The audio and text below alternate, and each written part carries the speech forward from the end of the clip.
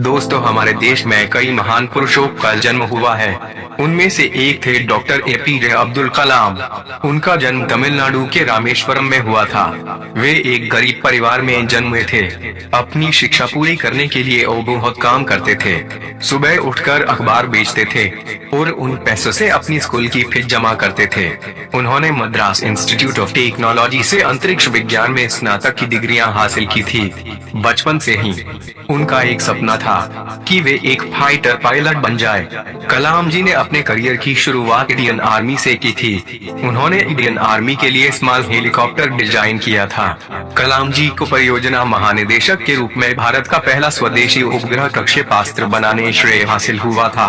आज कलाम साहब हमारे बीच नहीं है, लेकिन उनको वो हौसले भरे कदम हमें उनकी याद दिलाते हैं और उनके हर कदम हमको सदियों तक प्रेरणा देते रहेंगे। दोस्तों, कलाम साहब ने शादी नहीं की क्योंकि वे अपने काम से बहुत प्यार करते थे। दोस्तों, जिस दिन उनकी सगाई थी उस दिन वो अपने काम में इतने व्यस्त थे कि अपनी सगाई तक भूल गए थे और उस दिन उन्होंने शादी न कराने का फैसला लिया।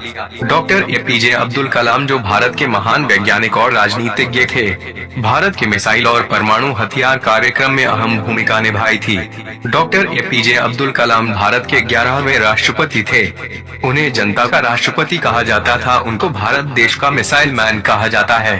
कलाम साहब कहते थे, कुछ लोगों को हारना आसान होता है लेकिन कुछ लोगों को जीतवाना मुश्किल होता है। यदि आप अपना भविष्य बदलना चाहते हैं तो अपनी आदतों को बदलिए। यदि आप अपनी आदतों को बदलते हैं तो आपका भविष्य बदल जाएगा। सपने वो नहीं होते जो आप सोते समय आते हैं, सपने वो होते हैं जो आपको सोने ही नहीं देते।